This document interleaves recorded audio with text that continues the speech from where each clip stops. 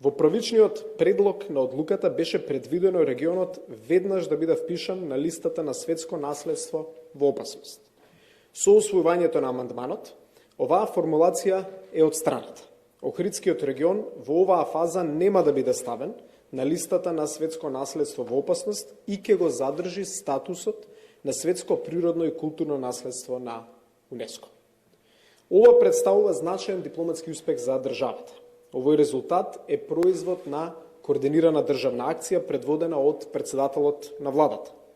Покажавме дека дипломатијата носи конкретни резултати. Таа не е само присуство на меѓународни состаноци, туку способност да се градат партнерства, да се создава доверба и да се заштитат најзначајните државни и национални интереси.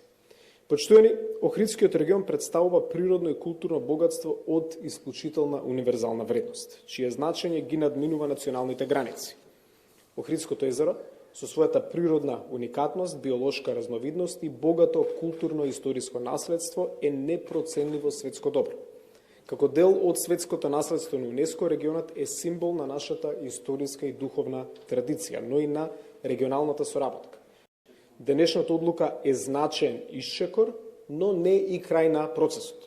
Заедно со Албанија треба да подготвиме временски ограничена рамка за спроведување на стратегискиот план до 2030 година.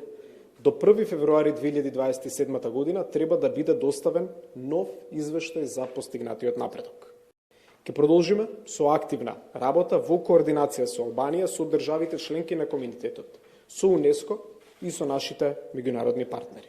Нашата цел како влада е јасна и недвосмислена. Трајно зачување на Охридскиот регион како светско, природно и културно наследство.